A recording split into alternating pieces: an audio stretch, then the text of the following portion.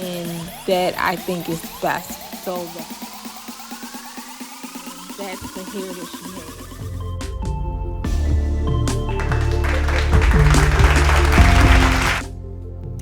Hey y'all, hey. Welcome to my fail hair journey.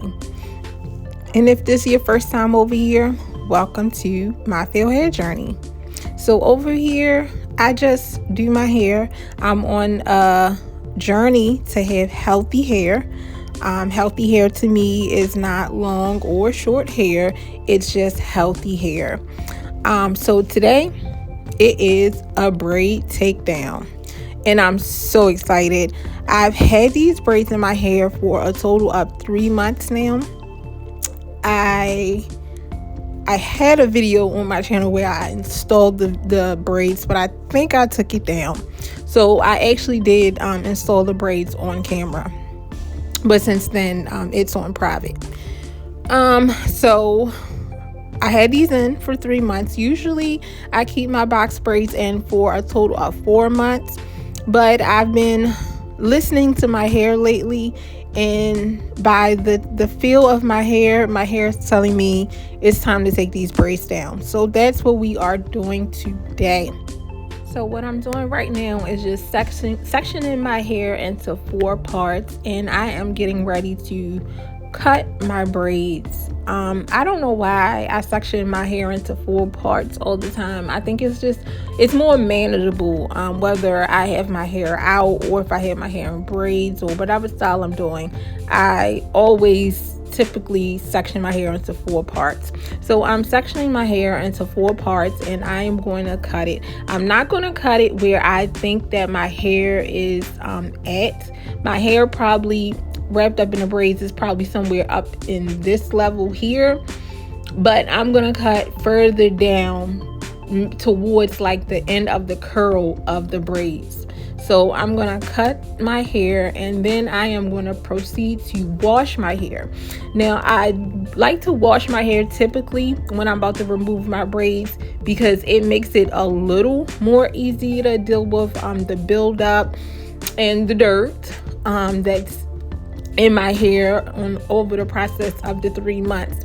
Now, if you've been here before, you know that I actually rebraided the front of my hair, and I have rebraided the back of my hair. So the braids in the middle and the braids on the sides, they have been in my hair since I've done this style.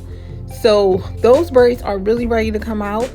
So I'm going to try to wash it to loosen up some of that buildup a little bit better. So what I'm doing now is removing the few pieces of hair jewelry that I have on my hair.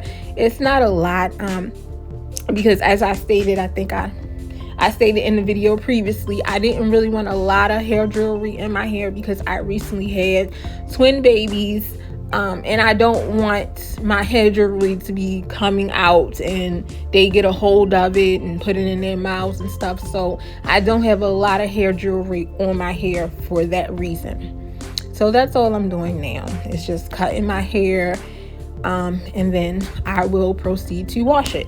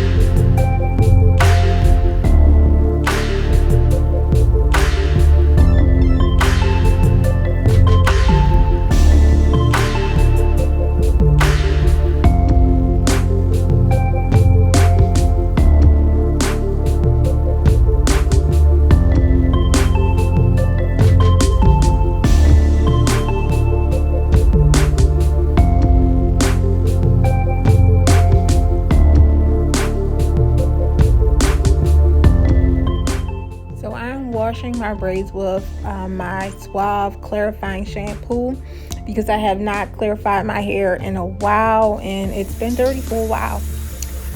So this is just me washing my hair. This is actually the second wash. I usually only wash my hair one time, but I thought I was recording and I wasn't recording. So yeah. So this is actually the second wash.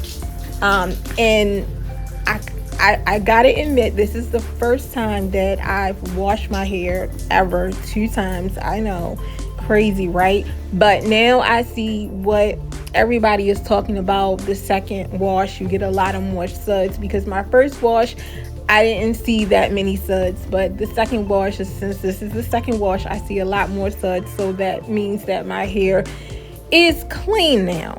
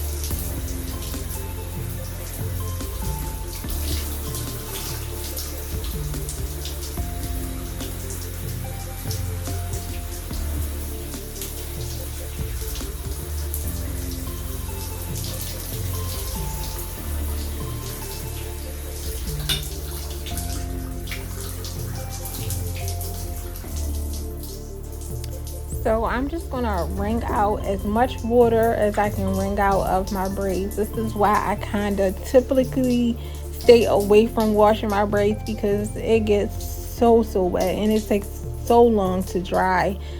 So yeah, I'm gonna wring out what I can wring out, and then I will be blow drying my braids the rest of the way.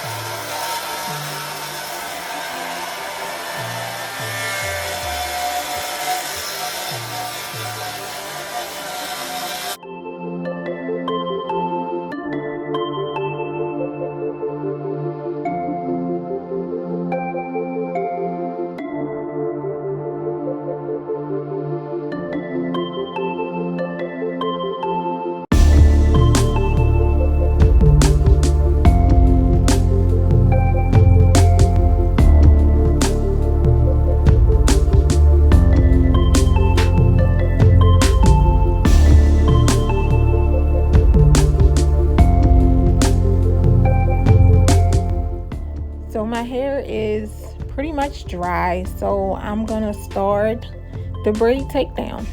So I'm going to use water and my Maui moisture to remove my braids. A key thing, a very important thing when you removing your braids, you definitely need some type of moisturizer. Some type of moisturizer so you can lose less hair. It helps to take out the buildup. It helps with a lot of things, and by me also using this Maui moisture, I'm also moisturizing my hair in the process of me taking down my hair. So that's what I'm doing. So I'm just going to show you guys my process of taking down two of my braids, and then I'm going to speed this up and then get into my story time.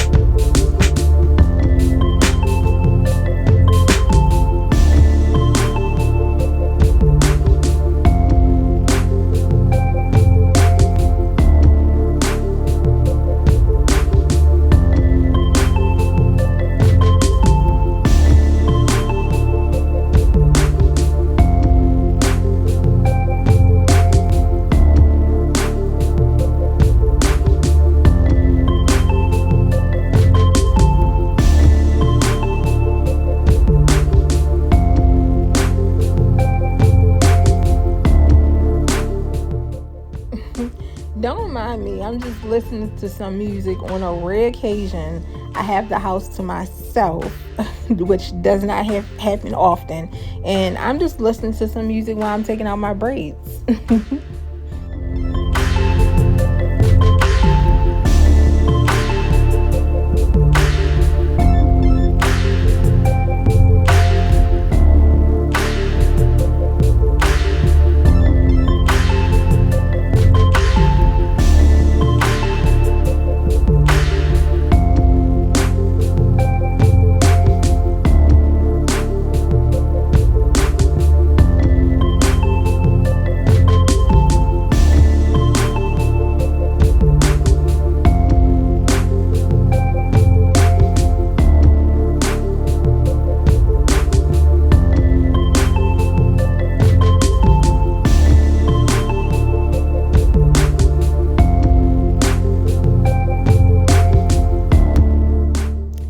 So if you notice, before, when I took this section out, I put water and moisturizer on all of the braids. Individually, I put moisture. After I got my first braid out, I put more water and more moisturizer on it, and I let it sit, and then I went to the next braid to take out the next braid. While I'm taking out the second braid, the first braid is soaking up that moisture and water, and that's what I wanted to do. I wanted to soak into it so it could be easier to take the buildup out. So it's a little easier. The longer you keep your braids in, the harder it's going to be to get the buildup out. That's what I will say. So these braids in the front, I think these were the braids that gave me the hardest amount of I had to work hard on these braids. But you want to be very gentle, and that's why I'm showing this in regular time, because I want to show you guys, like, you have to be very, very gentle. If you don't have time to take out your braids, don't take them out. Either don't take them out, or find somebody to help you take them out, because taking down your braids is a very time consuming thing, and you have to make sure that you're very gentle when you're taking them out.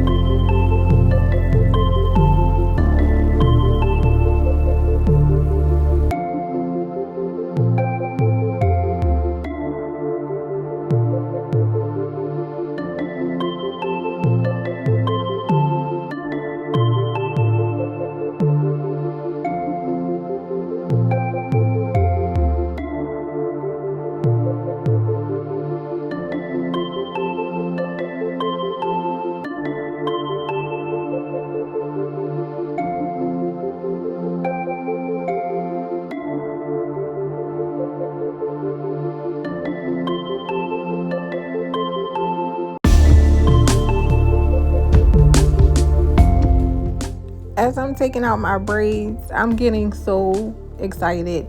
My hair has clearly grown, but in the back of my head, I keep telling myself, I gotta cut my hair, I gotta cut my hair. And y'all, I really don't want to cut my hair. Oh my goodness. But I know for my hair to be healthy, I know I gotta cut it. I know I have to cut it. But I really don't want to cut my hair. Oh my goodness. So let me get into this story time. So this is a story time about my labor and delivery, having a baby at 35. So I will start with, I met my husband, who wasn't my husband at the time. He was just some guy that I met online. And I'll tell you guys about that because there is a story behind that as well. But in this video, I'm just going to say that I met my husband, who was my friend at the time. Well, actually my boyfriend, because we started out after our first date. In my mind anyway, we were in a relationship. In his mind, I don't think that we were in a relationship. Now we're 7 years in, I believe. But looking back at some things now, I don't think in his mind that we was in a relationship. But in my mind, after our first date, that was my man and I was his girl. That was it. That was the end of the story. So when I found out some things about him and I learned who he was, and he's a dad and everything, and I was very ecstatic. I was very happy. I met him in a time when I had no hope in the male species, because I really felt like that every male that I came in contact with, there was always a motive behind everything that they did. And now looking back at it, I can look and see that there was some things that I had to acknowledge on my behalf and what I was doing wrong, and I had to do things differently. But anyway, I met my husband. He was great. He was great. He cooks, he cleans, he takes care of his kids. He works. He does a lot. He's a genuinely good person. Like, he's a genuinely good person. And I was all the way in love. I didn't tell him that I was in love, but I was all the way in love. So I think we were about probably 3 to 4 months in, and a conversation started coming up, because me and my husband, who was my boyfriend at the time, we talked about a lot. And I think that's very important as couples. I think that you need to talk about everything that you can think of. Like, me and my husband, we talked about everything, even the most uncomfortable conversations. We have had them. So one conversation that kept coming up, and I was a little puzzled behind it, is that he wanted to have kids. And in my mind, I'm like, okay, I found the perfect man. He already had kids. He had three younger children. At the time, I believe his children were between 2 and I want to say 8 years old. All boys. And I had 2 children myself. My boys were, I think my youngest was 16. No. Yeah, I think my youngest was, my youngest was like 14.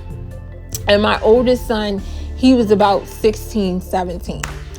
So in my eyes, like, I'm almost done. Like, my kids are almost 18. Like, yeah, I'm almost done. And so, like, I figured, he had boys, he have kids himself. So, like, I found the perfect man. We don't, we don't need to have no more children. We got all the children that we can handle. Like, we don't need any more children. So when the topic came up of having a baby, I'm like, wait, hold up, homie, pump your brakes, because like, I'm almost done, and you got children. Like, we don't need to have any more children. And I was very adamant about that. We had several conversations. There's one conversation that he brings up to this day, that he said that I disrespected him in what I said. And I honestly, to this day, I still don't feel like that I disrespected him in any way. But he feels like I disrespected him. I made a statement to him. I made a statement and I told him that his foundation was flawed. And he say if he was telling this story, he would say that I said that his foundation was effed up. The actual word, I'm not going to curse on my channel, but the actual word, but that's not what I said. I said his foundation was flawed. And there is a reason why I said that behind that. So like this was like a constant battle between both of us for a while, like, cause I wasn't on that page. Baby where, baby who? Like my babies are almost out the house. They wasn't there yet, but they was almost out the house. So like baby who? Surely like me. So we had several conversations. So one of the things that we talked about was the fact that I wanted to get married. That I wanted to be married one day. Before I married my husband, this is my first marriage, so I have never been married, and that was kind of like, I'm not gonna say it was a goal of mine, but I was getting older. Like I am older now, like now I'm 40, but I was getting older and I felt like that, yeah, I need to get married. So one of the conversations came up and he said that in a marriage, you have to be willing to compromise. So like if that means that your partner wants a baby, then that's a compromise that you would pretty much have to have to be married. So I was like, well then we ain't gotta get married then, because like ain't no baby coming over here. Like y'all, I'm telling y'all, I was 100% adamant, like I was not having a baby, like no way, no how. And a lot of my decisions on not having a baby had something to do with my past. And now looking back at it, I know exactly where it came from. But like I said, I have 2 older children, by 2 different men. One is deceased, may he rest in peace. And in those experiences, it taught me that you out here on your own. You can lay down and have a baby with these men, but these men ain't got to stick around. They don't have to be there. At the end of the day, that's your baby. At the end of the day, that's your baby. And it shouldn't be like that. It should not be like that. But in my experience, that's the way it was. Now I think totally differently, but that was my determination for not having any more babies, because after my first 2, and I was pretty much left by myself to take care of 2 babies alone. I said to myself, I would never let that happen again. Because although I love my kids to death, it was hard. And there is some things that I want to talk about on my channel about being a single mom of 2 black male children in an inner city. I want to talk about that. I definitely want to talk about that. But it is hard. So shouts out to all the single mothers. And right as I'm trying to hold on, you guys. So then I started thinking, well, maybe we can do surrogacy. Now that I'm a lot older and I've actually did some research, we wouldn't have been able to afford no surrogacy. Surrogacy costs a lot of money, first of all, but that wasn't the thought in my head at the time. I'm like, okay, well shoot, we could pay somebody else to have your baby, because I ain't about to do it. I ain't the one. So we went to go see When the Bow Breaks. I'll never forget it. Oh my goodness. When I tell you guys, after I seen that movie, I said, never mind. Because homegirl was crazy. And I was like, oh no, we ain't gonna be able to do that. So my ideas changed about surrogacy. And like I said, I was 110% sure I didn't want to have another baby. And then I started looking around at some things. I don't know why, you guys, but baby fever hit me. And it hit me hard. My 14-year-old, he was starting to come into his own. My oldest son, he's always been a character, basically. He's a very popular child. He gets a lot of attention. He's very outgoing. There are some other things, but that's not my story to tell. That's his story.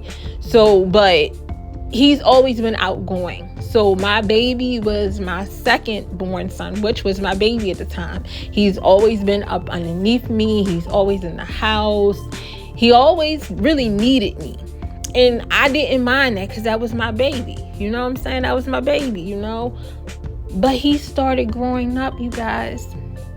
So I started like trying to plan little mommy and son dates or whatever. And I was excited about planning these dates. Like, oh my God, I can't wait to tell him. And we going to do this and we going to do that. And before I can come to him and say, hey, son, he would just blurt out, mommy, can I go out with my friends? Mom, can I go hang out with my friends? And I'm like, but I thought, okay, go ahead. So I seen that my baby was growing up, and as a mother, it's the best thing you can see your child experience. When you see your child being from in a little bubble in a shell, not want to go out nowhere, not want to do anything, to coming into their own, it was a blessing to see. And I couldn't hold that against him, because I remember at one time I was a teenager coming into my own.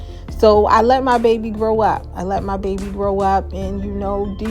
him do him. He was 14. He was a good kid. He went to school, straight A student, honor roll, extracurricular activities. Like, my baby, he did it. When I tell you my baby did it, he did it. And I am so proud of him. Even now, I am so proud of my baby. He graduated from high school. He got a college degree straight out of high school. Like, my baby did it. Like, and he's doing it. So I couldn't be any more proud of him. But at the time, he was 14. So, I let my baby go. I let him go. So I had a coworker who was pregnant. And let me tell you guys, if you're not trying to have a baby, stay away from pregnant women. I'm telling you, pregnancy is contagious. And I lied to you not. This coworker, she touched my stomach, and I lied to you not, within a couple months, I was pregnant. In a couple months, I was pregnant. So I was excited. I hadn't had a baby in 14 years. I was excited. I was happy. My man was happy. Like, we were happy. But I was also very scared, because it's been 14 years since I had a baby. So my whole pregnancy, it was a good pregnancy. My man, who's my husband now, but my man, he learned some things about me being pregnant. And my mom and my family, they both told him, like, yeah, when she gets pregnant, she's really crazy. And I don't think that he knew how severe it was. I'm already a little crazy in the head. I'm not going to lie to you guys. I'm a little crazy in the head. I'm a little touched. Not clinically diagnosed with anything, but yeah, I'm a little touched. But once I become pregnant, I don't know, I guess it's the extra hormones in my body. it's something. So he went through a lot, and he was a champ. He was a champ through and through, and we made it out. So by the time when I was able to have my son, I was about, I think I want to say between 30 and 32 weeks pregnant. My pregnancy was a high risk pregnancy because I was 35, and when you are older, I think it's past 30, they call it geriatric pregnancy. Why do they call it geriatric pregnancy? I have no idea. But because I was having a geriatric pregnancy, I seen my doctor very often, and I was considered high risk. So I got NSTs and ultrasounds every week, just like I did with the twins. I talked to you guys about NSTs and ultrasounds in my video talking about the twins. So I got the same thing when I was pregnant with my son, my 5-year-old. So at one of my last NST appointments, I was about 40 weeks. I was overdue. So my doctor scheduled me to have an induction. So I was kind of excited about that because I had never went that long being pregnant. Most of my pregnancies ended, they were full term. Both of my pregnancies with my oldest son and my second born son, they were full term. They were over 36 weeks, but they didn't make it to the 40-week mark. So like for me to be overdue, it was a lot, and I was pretty big. I was very big and very uncomfortable. So when my doctor said an induction, I was very excited. So at one of my last NST appointments, they noticed something that was going on with my son. My son's heart rate was actually dipping. And I was also experiencing some contractions, which I had no idea that I was experiencing them. So they told me instead of waiting that next week for me to have my induction, ma'am, I'm trying to talk to the people, ma'am. Excuse me, guys. My daughter, I'm holding my daughter. She wants to talk. But they told me instead of me having my induction that next week, that I would have to have my induction immediately because his heart rate was dipping. So I told him, I said, oh, well, can I go home and talk to my husband, because I want my husband to be there, of course. So they told me that I needed to be back to the hospital no later than 5 p.m. So I went back home, collected my things, collected my bag, collected my husband, and we went back to the hospital to start the induction. I was very naive about the induction and what everything in entitled. My doctor explained to me they would give me some medicine to start contractions and push everything up, but a lot of things just wasn't explained to me thoroughly. So when I got there, they asked me, was I having any contractions? I said no. I was having slight contractions, but they wasn't coming every minute or so or something. They were spaced apart. So they proceeded to give me Pitocin. If you are pregnant, or if you become pregnant, if you're a mom that had Pitocin, you know what I'm talking about. And I would advise all mothers to not get inductions, because that medicine is evil. When I tell you guys that medicine is evil, like I've had 2 other children and I've never experienced contractions of that nature ever. Like those contractions were just like, they were not real. They were not real. So it was a lot. It was a lot. So they gave me the medicine. And they kept coming to check on me to find out, how was my pain level. And for some reason, I tolerate pain very, very well. I don't know what it is. So when they first gave me the medicine, they asked me about my pain level, and it wasn't really that much, honestly.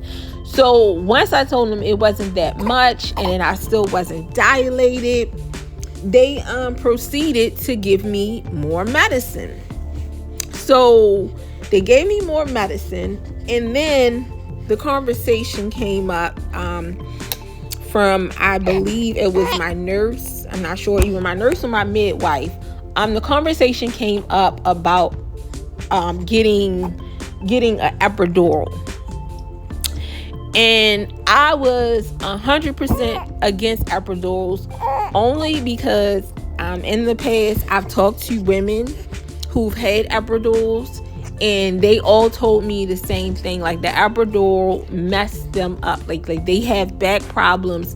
After years and years later, they have back problems because of epidural. And I had that in my head, and I said, no, I am absolutely never getting the epidural. Like, I don't go natural. I never had a natural birth. When I had my older kids, I had a medicine called Demerol. They call it something else now. I forgot what they call it or whatever, but they call it something else. So basically, it's a medicine that they put through an IV, and the medicine kind of wears off sometimes. So I remember with my second son, I remember like having contractions, and I begged the doctor to give me that medicine, and they wasn't supposed to give it to me, and I begged them so much, and they gave me that medicine, and they said so that when it was time for you to push, it makes you not really want to push. Needless to say, yeah, I was very well high off that medicine. So that's what I thought that I was going to do this time. I've done it before. In my 2 previous pregnancies, I got Demerol, so that's what I was sticking with. And as they increased the medication to make my contractions stronger, I noticed a theme going on when I was having my son. Everybody came in my room and asked the same question. From the nurse, the midwife, the doctor, they send the anesthesia tech in there. I think they even sent the surgeon in there. And I was, although I was going through really, strong contractions, I was willing to listen to each one of them until the next thing that came out their mouth was epidural. So needless to say, I was in a lot of pain, and I was extremely upset. I was extremely upset because everybody kept saying epidural, and I was like, I'm not getting an epidural. So it got really bad. I remember one point my husband was across the room, because I wanted him across the room because I was very upset. I was in a lot of pain. Labor was not coming. My thoughts in induction was, okay, they're going to give me some medicine, it's going to start contractions, and then I'm going to have my baby. That's what I thought, but it wasn't like that at all. I think I was in labor. I was in labor all night. I went there. We got there at 5 o'clock in the evening. I did not have my son until the next day. I think it was around like 5-6 o'clock the next evening. But I went through a lot. So all night I was going through them really strong contractions. And I remember at one point my husband was across the room, and he saw me in so much pain. So he got up to try to comfort me, And I told him, like, no, don't come over here. Sit down. And he sat down immediately. He did not come near me. I was in a lot of pain, and on top of that, I kept being badgered to death with getting the epidural, which I did not want. My doctor was not available to help me have my baby, to deliver my baby. So I was dealing with a doctor from the hospital that I never seen before. He was a man. Not to say that men doctors are less considerate, but I think it's a different type of feeling. So my doctor, my OB, she is a woman, and she's a black woman, and I really love that. She's very down to earth. Like, I really love that about my doctor. So when I came to the hospital and they put this man in front of my face, it was like, okay, all right. And his whole demeanor was, you could tell people that care up, that have passion for their job, and then you could tell people that's just there to get a paycheck. And he was just there to get a paycheck, basically. The things that my husband told me that he's seen the doctor do, like, I don't know, maybe that's just some common thing the doctors do, but anyway, I was not happy. So I remember they had I think the surgeon, I'm not sure, come down and talk to me. And he talked to me straight up, and he said, basically, worst case scenario, you're going to have an epidural anyway. Because if something, happens, you would have to have a C-section. And to have a C-section, you have to have an epidural. He said it's only two ways. It's one or two ways we could do this. We could give you an epidural, or we could put you to sleep. And he said, if we put you to sleep, in that case, you or the baby might not wake up. Y'all, I was so out of my mind in pain. I looked at that doctor in his eyes, and I told the doctor, well, put me to sleep then, because I don't want no epidural. And the look in his face when he looked at me, it was like he was in shock. He was in total disbelief that I would actually say that out of my mouth. So needless to say, the doctor talked to my husband, and this was something I didn't find out until after the fact. And my husband said that the doctor told him like that, that's crazy and he needs to talk to me. And my husband was like, well, what you want me to say to her? Like, I can't, it ain't nothing I could really say to her. So the doctor told him like, if something happens, like, this is what needs to be done. So in the meantime, I was still having really strong contractions, and not only that was going on, my son's heart rate was dipping.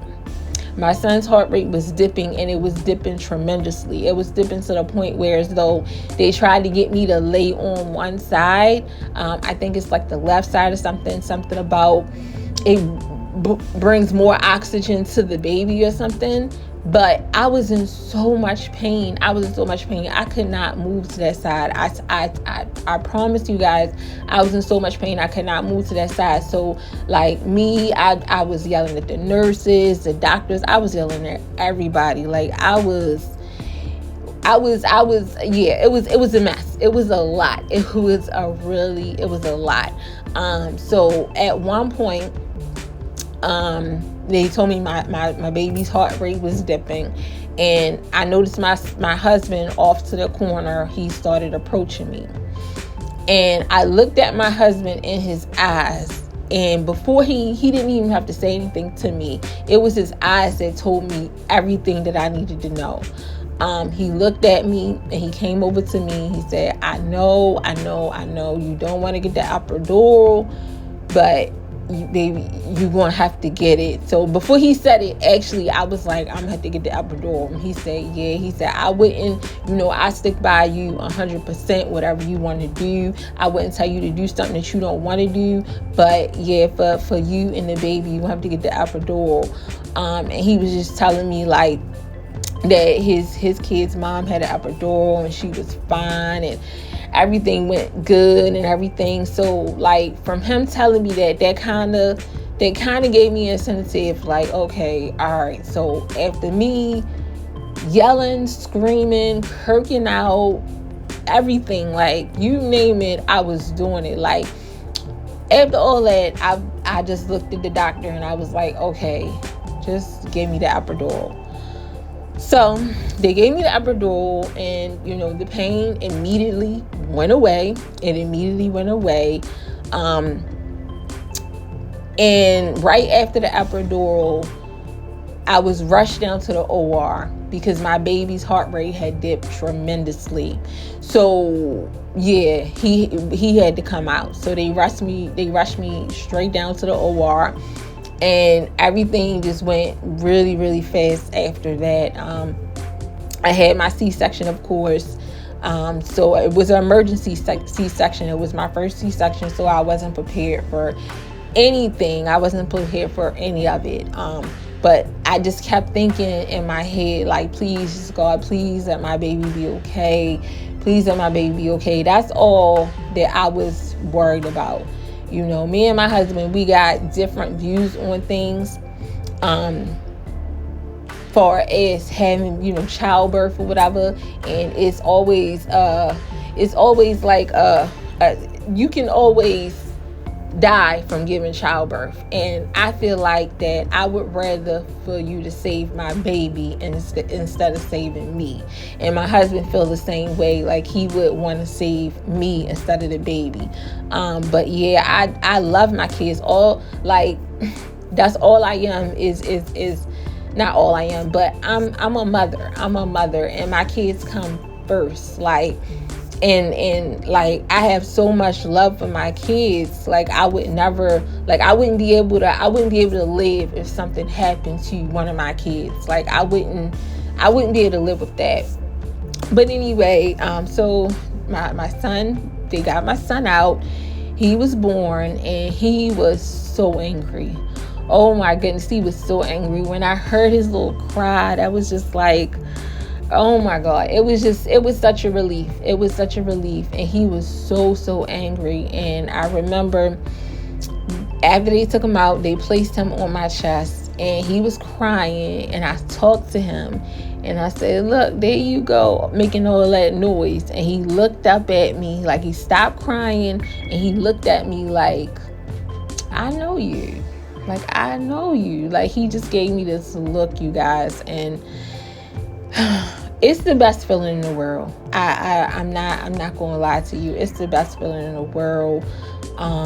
Yeah, I'm a mother all the way around. I mean, I love my kids. Like, I could talk about my kids all day long.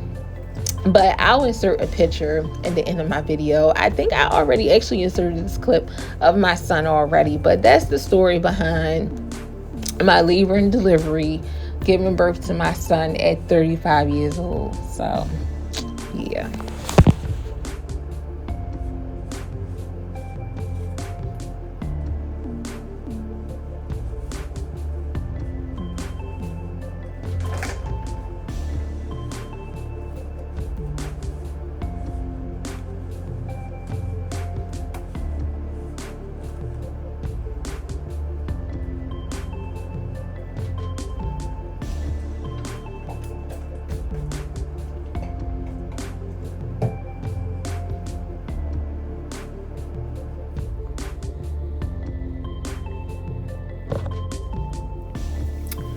So I am down to taking out my last 2 braids. And when I say I'm tired, y'all, I'm tired. So this is what my hair is looking like right now.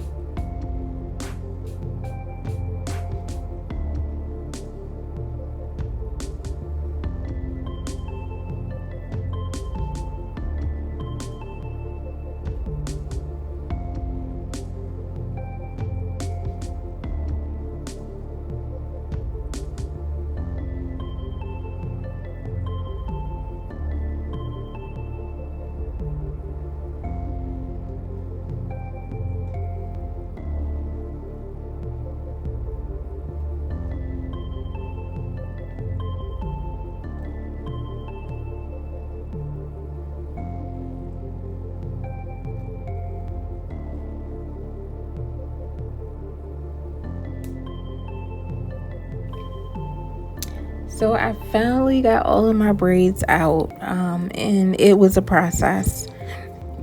Let me tell you, it was definitely a process. I started Friday, which was yesterday, and I just finished this morning, which is Sunday morning. So yeah, you guys know I have the twins, I have a 5-year-old, I have a husband, I have me. So like in between all of that, I've been trying to get these braids out my hair, and I've been trying to make sure that I get the braids out the hair and finish this video so you guys can have a video at least by Tuesday. So that's how much hair I lost in the process, and this was the greatest amount of hair that I ever lost while taking out my braids. And I think it had something to do with me going through postpartum. I'm 4 months postpartum, so it's probably a result of postpartum shedding. If you made it all the way through the video, thank you. I appreciate it so much. Please don't forget to like, comment, and subscribe. See you guys in the next one.